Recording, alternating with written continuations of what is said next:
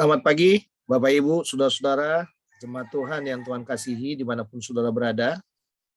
Pagi ini, hari Minggu 6 Maret 2022, saya senang boleh lagi berbagi berkat firman Tuhan kepada saudara melalui khotbah minggu ini. Marilah kita siapkan hati kita untuk mendengarkan firman-Nya. Kita berdoa bersama-sama.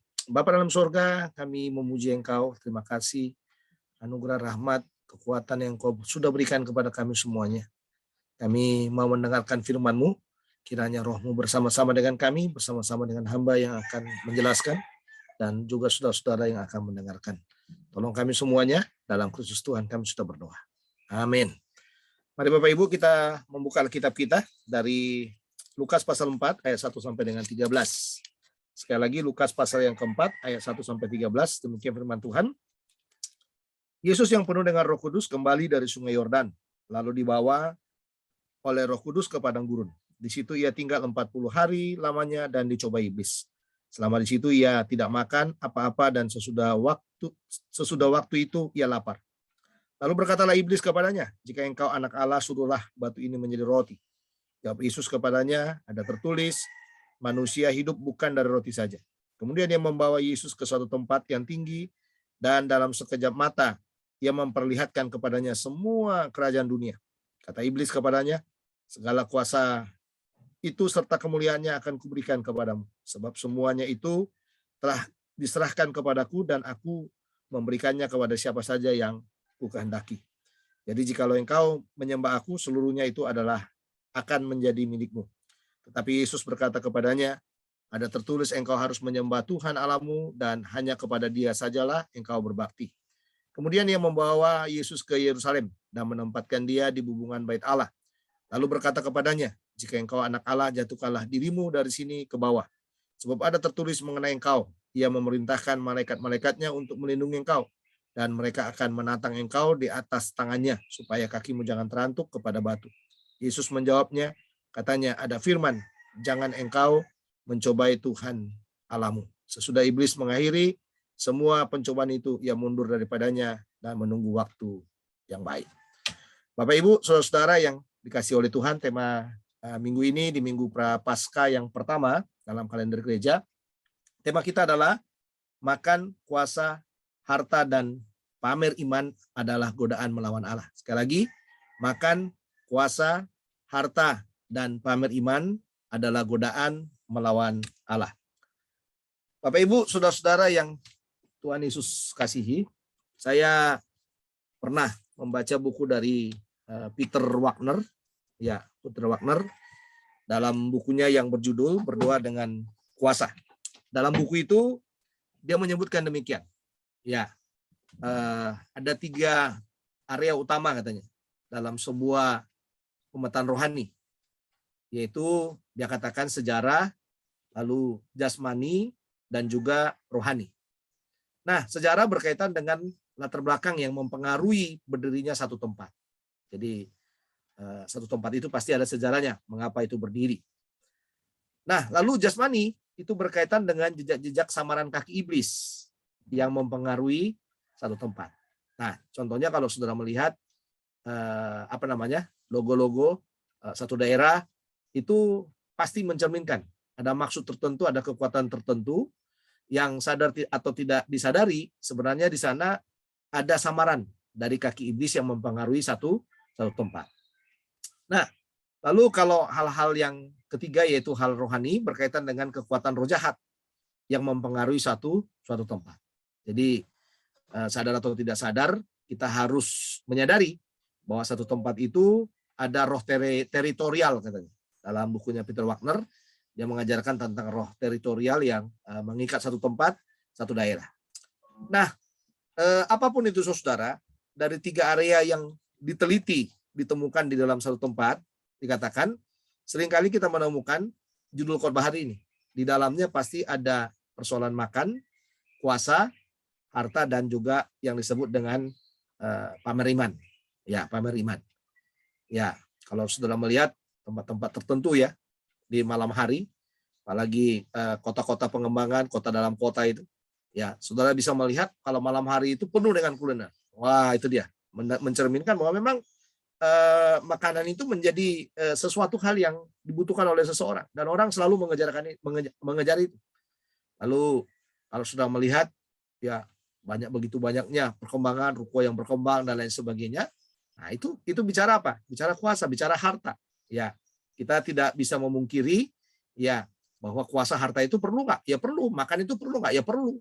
Nah, lalu satu lagi yang disebut dengan pamer iman. Nah, pamer iman ini bicara kesombongan rohani sebenarnya. Sombong rohani. Jadi menganggap dia lebih baik dari orang lain, menganggap dia lebih utama dari orang lain.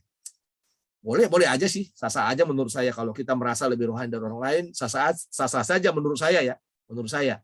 Tapi persoalannya kalau kita selalu menjadikan itu menjadi kesombongan rohani, menganggap kita jauh lebih super dari orang lain, nah itu yang nggak boleh. Ya, kalau kita menganggap oh saya lebih rohani dari kamu, ya udah. Apa mau kita katakan ya saudara ya? Kalau orang itu mengatakan lebih rohani dari kita ya, menurut saya tidak ada persoalan bagi saya itu. Nah, tetapi saudara, yang menjadi persoalan itu tadi yang dipamerkan itu, yang dia mulai membanggakan dan merasa dia lebih hebat dari semuanya. Nah, itu yang nggak boleh. Apalagi mengganti posisinya Tuhan. Nah, ini yang paling mengerikan. Ya, karena kita seringkali banyak ketemu dengan orang yang suka mengganti posisinya Tuhan. Jadi dengan hal-hal yang rohani itu, dia sudah menganggap bahwa dia itu menjadi Tuhan-Tuhan kecil. Ya, yang tahu segalanya, saudara. Nah, area kadang-kadang ada gereja juga yang saya katakan yang mungkin terjebak dengan 3 area ini. Ya, sejarah, jasmani, rohani, ya. Kita kadang-kadang terjebak di situ. Sekalipun kita melihat gereja suka dengan pemetaan rohani atau peperangan rohani dan juga doa keliling, kadang-kadang mereka sendiri terjebak oleh pamer iman yang mengatakan mereka jauh lebih baik dari semuanya. Nah, ini saudara, ini persoalan yang paling utama ini. Kalau di gereja itu kadang-kadang mujizat besar, nah dia sudah mulai menyepelekan gereja-gereja yang mungkin tidak terlalu konsen dengan persoalan-persoalan seperti itu. Nah, kadang-kadang juga ajaran dalam satu gereja bisa membuat gereja akan merasa lebih unggul dari gereja yang lain. Nah, ini yang semua yang saya katakan itu tadi pamer-pamer iman itu. Jadi pamer mujizat, pamer pengajaran, pamer kehebatan-kehebatan dan kelebihan-kelebihan tertentu. Gereja atau orang percaya kalau tidak hati-hati, saya mengatakan kepada saudara pagi ini bahwa kita bisa terjebak dengan pola godaan ini.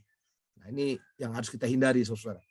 Jangan sampai kita terjebak dengan pola godaan ini, yaitu makan berkaitan dengan perut, kuasa berkaitan dengan pamor kehebatan supaya kita dikenal orang, harta. Ya, ini berkaitan dengan sesuatu yang ada di tangan kita yang bisa kita buat untuk mendikte orang, atau yang disebut dengan pamer iman. Nah, ini saya katakan ini semuanya siklus godaan. Ya, jadi dalam judul khotbah ini saya mengatakan ini siklus godaan yang digunakan oleh iblis untuk melawan Allah. Ya kan? Siklus godaan yang digunakan oleh iblis untuk melawan Allah. Bapak Ibu, saudara-saudara, kita harus berhati-hati dengan siklus godaan iblis ini. Mengapa? Ada 3 hal yang bisa kita tangkap dari Lukas pasal 4 ayat 1 sampai dengan 13 ini. Yang pertama adalah karena siklus godaan ini dimunculkan pada waktu kita dalam kelemahan. Nah, jadi yang namanya makan, kuasa, harta, dan pamer iman itu ditampilkan bukan pada waktu kita dalam kekuatan yang luar biasa, justru dalam kelemahan. Artinya begini, iblis tahu kapan kita kuat, kapan kita lemah, apa yang menjadi kekuatan kita dan apa yang menjadi kelemahan kita. Iblis menyerang kita lewat kelemahan itu. Dan juga bisa lewat kekuatan kita. Jadi apa saja bisa diputarbalikkan oleh iblis untuk menjatuhkan kita. Ya, ini yang harus kita ingat bersama-sama, saudara. Jadi apa saja bisa dipakai oleh iblis untuk menjatuhkan kita, untuk mengikat kita, dan membuat kita tidak berdaya. Ya, kadang-kadang kesibukan kita pun itu bisa dipakai oleh iblis untuk menggoda kita, mengikat kita, ya, untuk kita menjauh dari Tuhan. Karena kadang-kadang saudara, saya sebagai hamba Tuhan juga menyadari, ya, kita pengkhotbah, kita pengajar, jam terbang begitu tinggi, dan kadang-kadang orang akan terjebak dengan rutinitas, ya kan? terjebak dengan rutinitas. Jadi kalau orang sudah terjebak dengan rutinitas, saudara, ya tidak lagi berelasi dengan Tuhannya, itu sesuatu yang berbahaya. Kelihatan dia kuat, tapi sebenarnya dia dalam kelemahan. Ya kan? Dan itu akan dimanfaatkan oleh siapa? Dimanfaatkan oleh iblis untuk menjatuhkan dan menghancurkan dia. Nah, kita harus memperhatikan bahwa dalam teks kita ini Tuhan Yesus itu ya adalah Tuhan sejati dan juga manusia sejati. Jangan saudara lepaskan ya bahwa puasa ini dia manusia, dia bukan Tuhan dan lain sebagainya ya. Ya, tapi kita harus percaya bahwa dalam diri Yesus itu melekat yang namanya ketuhanan dan kemanusiaan. Nah, peristiwa baptisan dan silsilah dalam Lukas pasal 3 ayat 21 sampai 38 itu menjelaskan bahwa ya kepada kita bahwa Yesus adalah manusia sejati. Ya, untuk membuktikan ya, dia dibaptis ya, dan juga sekalipun saudara baptisannya nggak sama dengan baptisannya kita ya, nggak sama dengan baptisan kita yang disebut dengan baptisan pertobatan itu, ada perbedaannya. Ya, ada perbedaannya. Nanti saudara bisa membacanya dan bisa mengurainya dengan baik. Tapi apapun itu saudara, itu menunjukkan bahwa memang Yesus itu adalah manusia. Sebagai manusia ya dia perlu dibaptis. Dan yang kedua ada silsilah. Dari mana asal usulnya, sekalipun kita tahu bahwa Yesus itu ada di dalam rahim Maria ya, karena dikandung oleh Roh Kudus. Dia mengandung sesuatu yang ditaruh Roh Kudus di dalam rahimnya, yaitu bayi daripada Yesus itu. Nah, tetapi penjelasan silsilah itu menjelaskan kepada kita bahwa Yesus itu adalah manusia. Ya, namun dalam Lukas pasal 4 ayat 1 sampai dengan 3 dijelaskan kepada kita dia yang adalah manusia yang penuh dengan Roh Kudus dibawa iblis ke padang gurun. Ya, di sini iblis rupanya pinter, ya kan? Dia nggak takut bahwa dalam pribadi Yesus itu ada ketuhanan. Dia mengerti bahwa Yesus itu juga adalah manusia yang perlu, nah ini saudara, yang perlu digoda, yang perlu diuji, yang perlu dijatuhkan, yang perlu digagalkan semua rencana Allah dalam hidup. Nah, ini saudara, inilah pintarnya iblis. Ya, kalau nggak pintar-pintar banget nggak iblis ya saudara ya. Ya, inilah hebatnya iblis. Ya, dia tahu ada keilahian Yesus melekat di dalam diri Yesus, tapi dia tahu juga ada kemanusiaannya yang bisa digoda. Dia tahu bahwa keilahiannya nggak bisa digoda, tapi dia tahu bahwa kemanusiaannya bisa digoda.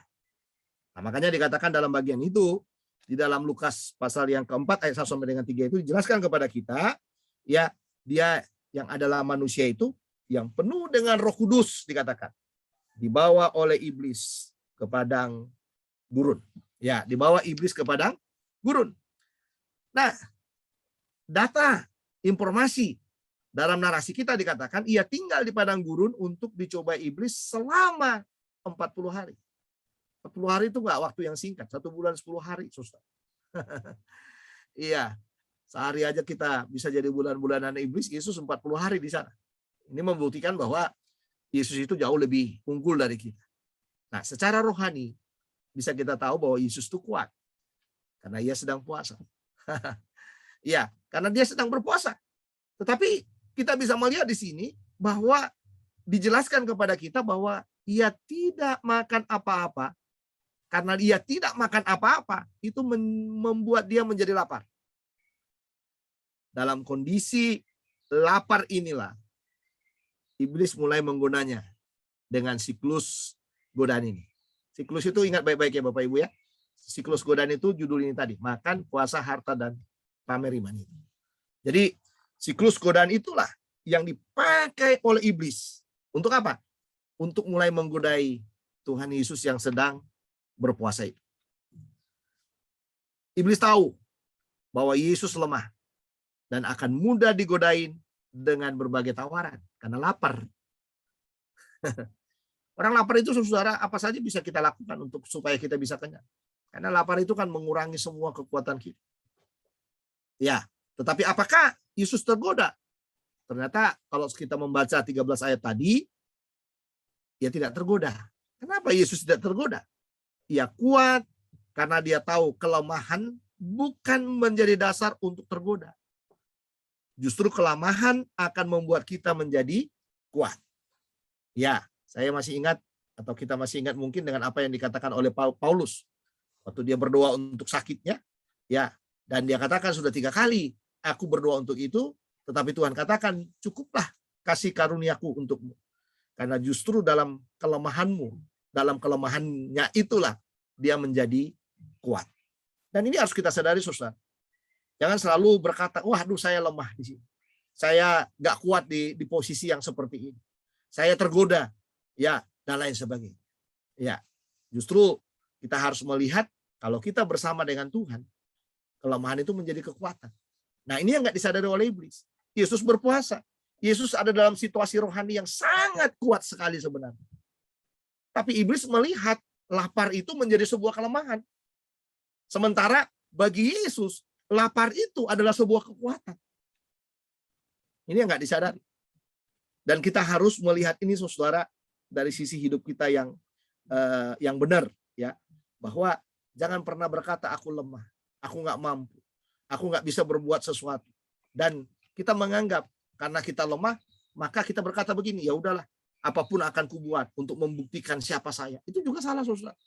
Karena pada waktu yang kelemahan yang seperti itu, yang seperti itulah yang menjadi senjatanya iblis untuk menggoda kita.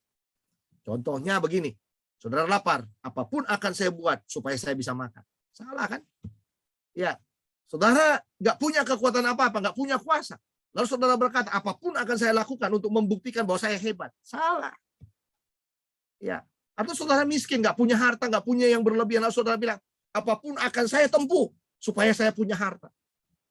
Ya, kita lemah di situ. Tapi jangan pernah saudara berkata bahwa dalam kondisi-kondisi tertentu seperti itu, saudara akan menempuh jalan-jalan yang bertentangan dengan Allah. Itu yang namanya melawan Allah itu tadi. Itu yang menjadi godaan.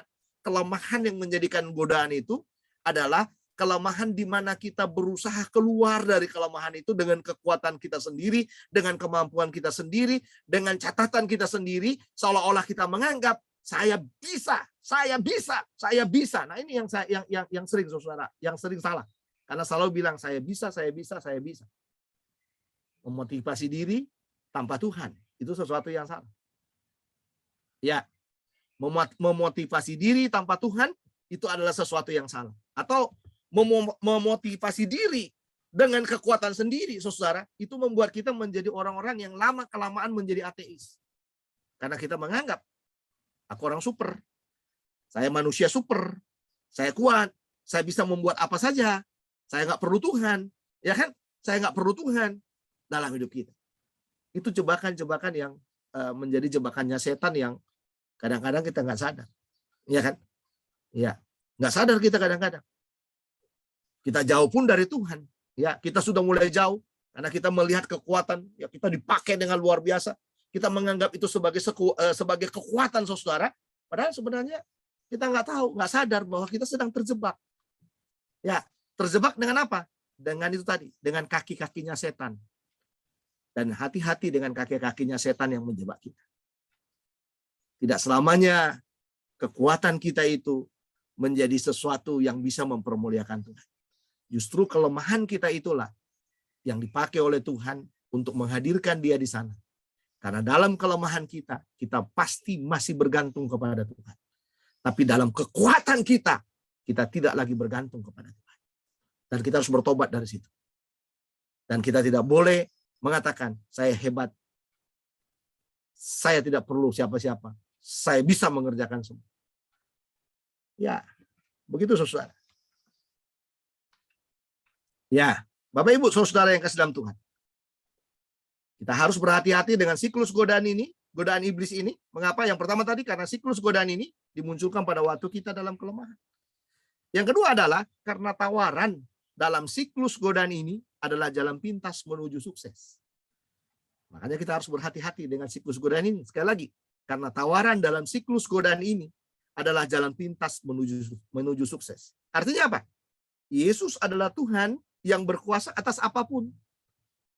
Adalah lucu kalau iblis menawarkan apa yang ada dalam kuasanya kepada sang penguasa. Bukankah itu adalah tawaran yang palsu? Ya kan? Yesus penguasa, tapi ditawari oleh iblis. Ya kan? Ditawari oleh iblis akan sesuatu yang dianggapnya dia berkuasa. Iblis tidak sadar bahwa dia sedang berhadapan dengan sang penguasa. Lalu dia menawarkan sesuatu yang ada di dalam genggaman sang penguasa. Ini sesuatu yang lucu dalam dialog ini menurut saya. Ya, kenapa? Karena konsennya iblis tadi hanya melihat kepada poin pertama tadi, kelemahan. Konsennya iblis itu hanya melihat orang lemah bisa digoda. Nah, ini saudara. Dalam bagian ini dikatakan, tawaran itu dimunculkan. Nah, ini ya. Supaya apa? Supaya selesai persoalannya.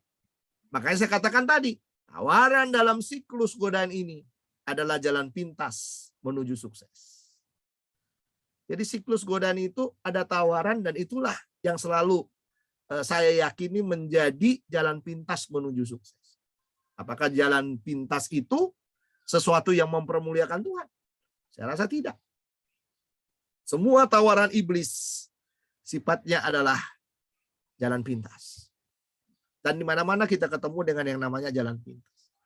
Di medsos untuk hal-hal tertentu, lihat reklame tertentu.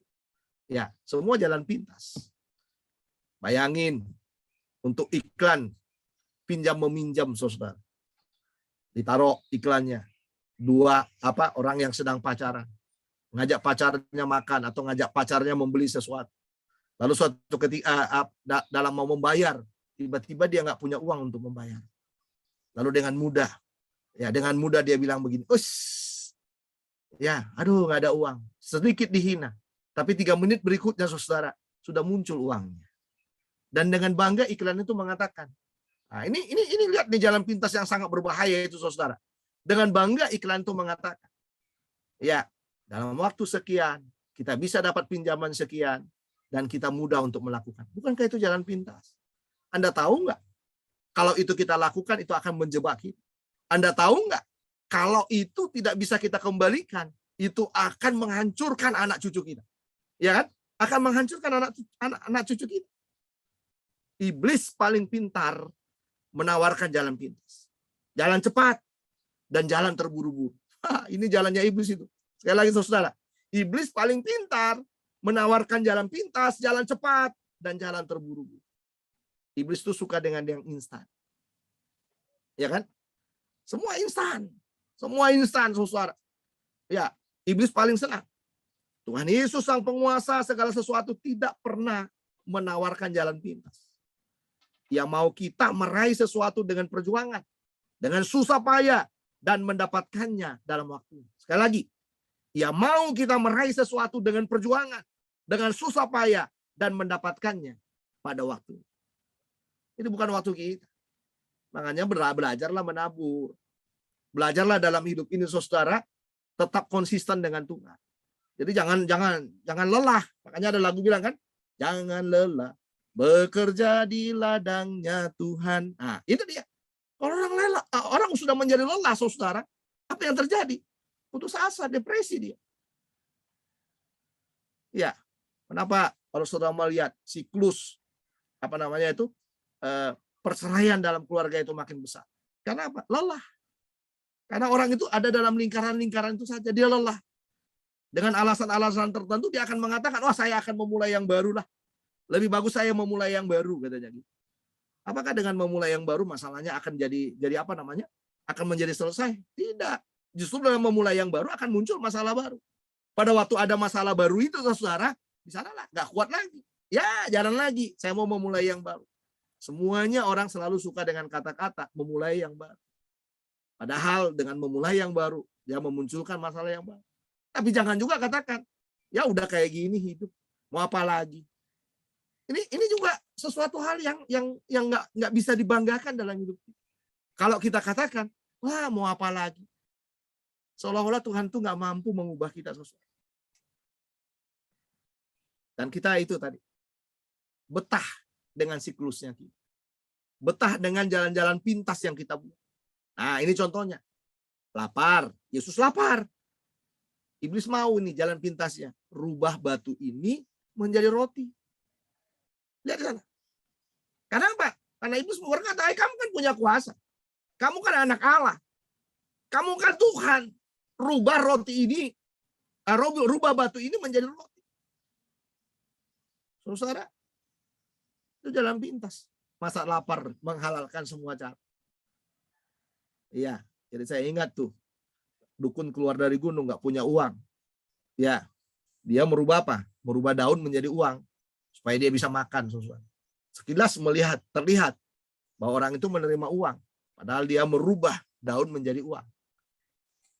Kuasa yang sesaat. Jalan pintas yang sesaat. Apalagi saudara. Dalam ayat 6 dikatakan, sembah aku. Kuberikan kemuliaan dunia. Nah ini saudara, sembah aku. Kuberikan kemuliaan dunia. Mau naik pangkat. Datang ke dukun. Bayar aku. Maka naik pangkat dengan cepat. Nah ini dia. Sembah aku. Kuberikan kemuliaan dunia. Wah, ini sesuatu yang mengerikan menurut saya.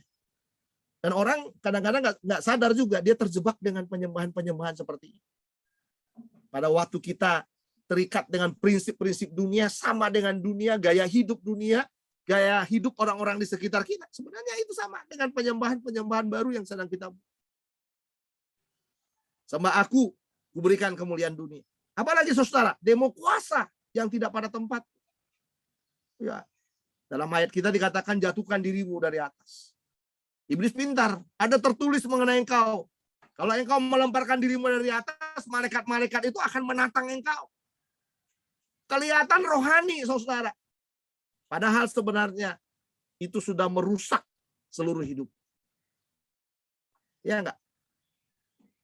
Kita banyak kelemahan, banyak kekurangan.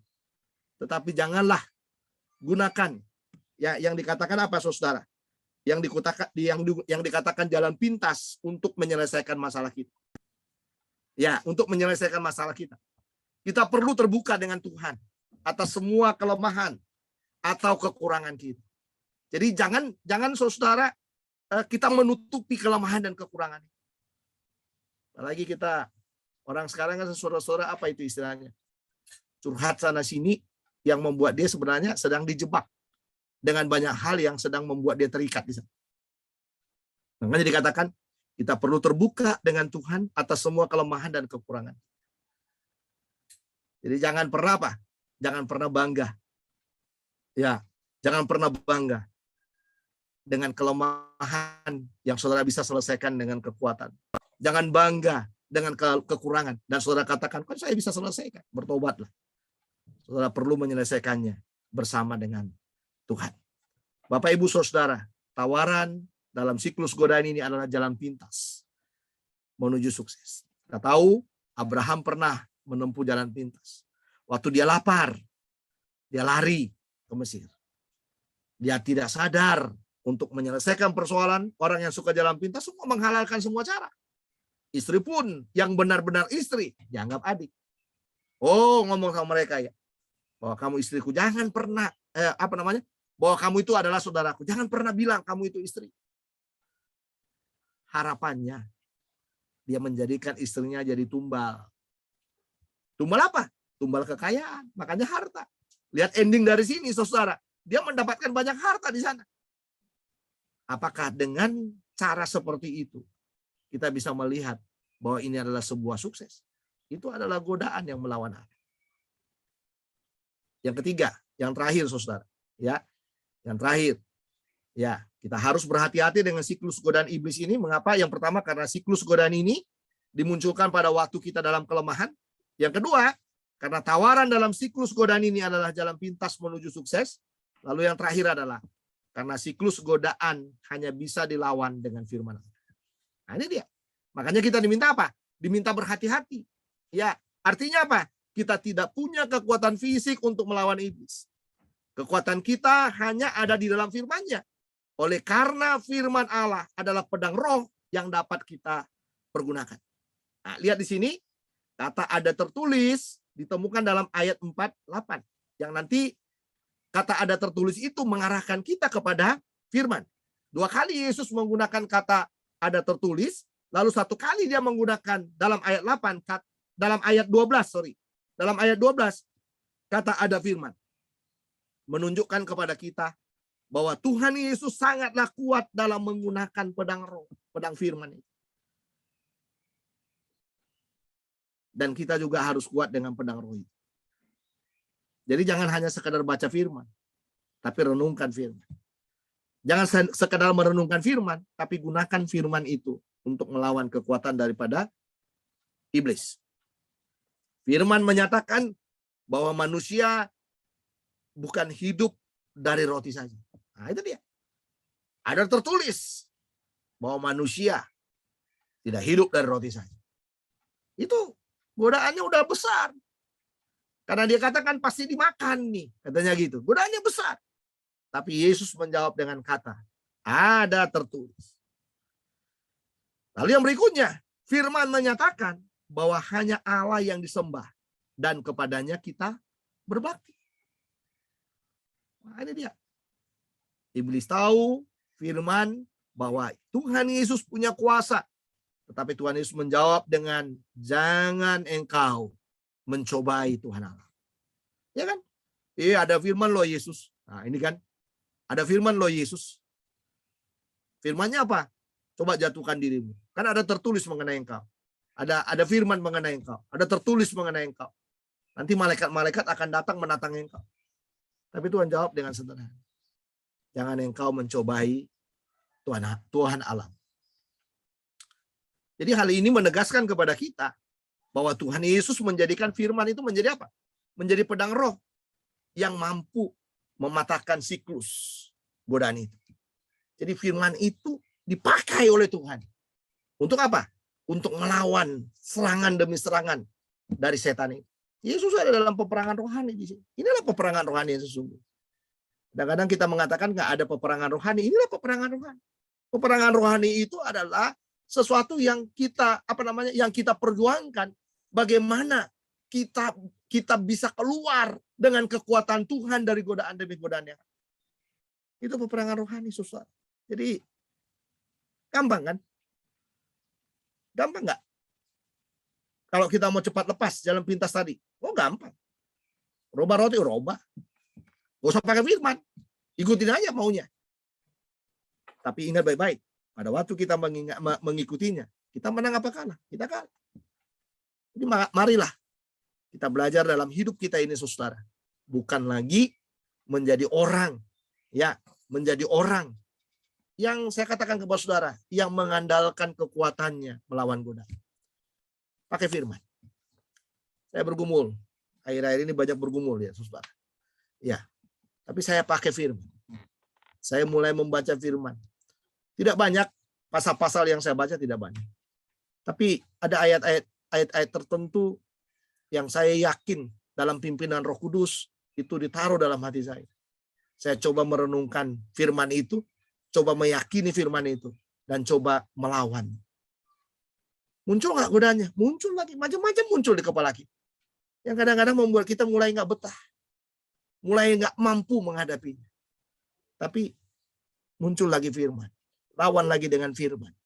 Ada kekuatan sedikit, dan kekuatan yang sedikit itulah yang menjejakkan kita di di bukit-bukit kita. Kalau saya mengutip apa yang dikatakan oleh Habakuk ya, dalam ratapannya, dalam doanya itu dikatakan ya bahwa Tuhan itu membuat kakinya menjadi kaki rusa, seperti kaki rusa yang berjejak di bukit-bukitnya, tuh. Orang tahu nggak pergumulan kita? Nggak tahu. Orang tahu nggak masalah kita? Nggak tahu. Ya kan? Orang mencoba mau masuk dalam masalah kita, nggak bisa. Hanya kita yang bisa mengetahui pergumulan yang panjang itu, susah. Persoalan yang panjang. Jadi jangan pernah saudara merasa mau jadi pahlawan buat orang lain. Nggak bisa, itu susah. Ya, atau jangan pernah saudara berharap ada orang lain yang bisa menolong saudara. Tidak bisa. Yang bisa menolong saudara adalah Tuhan dan dirimu sendiri. Makanya jangan terjebak dengan pusaran-pusaran setan. Jangan terjebak dengan kata-kata yang dibuat oleh setan yang membuat kita, nah ini dia, yang membuat kita seolah-olah perlu dibelas kasihani. Hanya Tuhan yang bisa membelas kasihani. Menangislah dengan dia. Merataplah dengan dia. Puasalah bersama dengan dia. Supaya ada kekuatan baru dalam melawan godaan demi godaan iblis yang muncul di dalam hidup kita. Bapak Ibu, saudara-saudara yang dikasihi oleh Tuhan, kita harus berhati-hati dengan siklus godaan iblis. Mengapa? Karena siklus godaan ini dimunculkan pada waktu kita dalam kelemahan. Yang kedua, karena tawaran dalam siklus godaan ini adalah jalan pintas menuju sukses. Dan yang ketiga adalah karena siklus godaan hanya bisa dilawan dengan firman Allah. Mari kita berdoa. Bapa, kami datang kepadamu dalam semua kelemahan, kekuatan yang masih ada dalam diri kami. Kami merendahkan hati kami di hadapan-Mu, ya Aba, ya Bapa. Kami perlu kekuatan ekstra yang Roh Kudus berikan kepada kami. Mohon ampun atas dosa, salah, kekurangan yang ada dalam diri kami. Biarlah hati kami boleh bersuka hari ini, karena Engkau mengingatkan kami untuk berhati-hati dengan siklus godaan yang terus setiap hari menjadi peperangan rohani bagi kami. Kami berdoa, kiranya Engkau menolong kami dalam kekuatan Roh Kudus, supaya kami bisa keluar dari semua godaan demi godaan, dan kami boleh menjadi pemenang bersama dengan Tuhan. Berilah kemenangan kepada kami, Tuhan. Biarlah Engkau ada di pihak kami. Biarlah Engkau menggenggam kami. Biarlah Engkau memeluk kami dalam semua kelemahan demi kelemahan yang sedang terjadi. Maka itu persoalan-persoalan dalam rumah tangga. Apakah itu persoalan-persoalan dalam ekonomi. Apakah itu persoalan-persoalan dalam hal-hal tertentu dalam hidup kami ini, Tuhan. Kami berdoa dalam nama Yesus. Mohon belas kasihan, mohon kasih karunia, dan mohon kekuatan yang daripada Tuhan. Kiranya menolong kami dan memberikan kekuatan kepada kami. Supaya kami tidak kalah dengan hidup ini. Tapi kami menang dengan hidup ini. Karena kami bersama dengan Tuhan yang mengasihi hidup kami. Berkati bangsa dan negara kami, berkati jemaat-Mu, berkati semua kehidupan kami dan keperluan kami. Kiranya Tuhan menolong kami, supaya kami diberkati oleh Tuhan sepenuhnya. Terpujilah nama-Mu, dalam Kristus Tuhan kami sudah berdoa. Amin. Sampai di sini pemberitaan firman Tuhan. Senang saudara boleh mendengarkan kebenaran ini. Silakan bagikan kepada yang lain, share kepada yang lain, supaya kebenaran ini boleh menjadi berkat bagi banyak orang. Selamat pagi, Tuhan Yesus memberkati kita. Ketemu minggu depan. Shalom.